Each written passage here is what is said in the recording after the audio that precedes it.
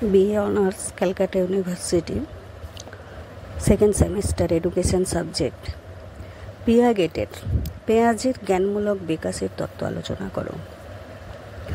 জিন পিয়াগেটের জ্ঞানমূলক বিকাশের তত্ত্ব অনুসারে শিশুরা 4টি প্রধান পর্যায়ের মধ্য দিয়ে তাদের জ্ঞানীয় বিকাশ লাভ করে। এই তত্ত্বটি ব্যাখ্যা করে কিভাবে একটি শিশু অভিজ্ঞতা এবং পারিপার্শ্বিকতার সাথে মিথস্ক্রিয়া করে জ্ঞান অর্জন করে।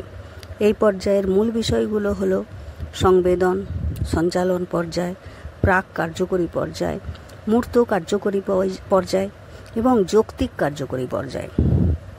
এছাড়া আত্মীকরণ, অ্যাসিমিলেশন এবং আবাসনের অ্যাকোমোডেশনের মতো প্রক্রিয়াগুলিও গুরুত্বপূর্ণ, যা শিশুদের বিদ্যমান জ্ঞান কাঠামোর সাথে নতুন তথ্যকে একীভূত করতে সাহায্য করে।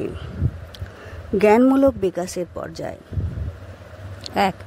সংবেদন সঞ্চালন পর্যায়। জন্ম থেকে 2 বছর এই পর্যায়ে ইন্দ্রিয়ের মাধ্যমে এবং শারীরিক ক্রিয়াকলাপের মাধ্যমে বিশ্বকে বোঝে। বস্তুর স্থায়িত্বের ধারণাটি এই পর্যায়ে বিকশিত হয়। 2. প্রাক কার্যকরী পর্যায়। 2 থেকে 7 বছর শিশুরা প্রতীক ব্যবহার করতে শুরু করে, তবে তাদের চিন্তাভাবনা এখনও স্বকেন্দ্রিক এবং যৌক্তিক নয়। তারা অনুকরণ এবং ভান করতে পারে। 3. মূর্ত কার্যকরী পর্যায়। 7 থেকে 11 বছর শিশুরা যৌক্তিকভাবে চিন্তা করতে শুরু করে, তবে শুধুমাত্র বাস্তব বা মূর্ত বস্তুর ওপর ভিত্তি করে। এই পর্যায়ে তাদের সংরক্ষণ কনজারভেশন ধারণাটি বিকশিত হয়। যৌক্তিক কার্যকরী পর্যায় 11 বছর থেকে প্রাপ্তবয়স্ক পর্যন্ত। এই পর্যায়ে শিশুরা বিমূর্ত এবং কাল্পনিক বিষয় নিয়ে চিন্তা করতে পারে। তারা জটিল সমস্যা সমাধান করতে সক্ষম হয় এবং বৈজ্ঞানিক যুক্তি ব্যবহার করতে পারে।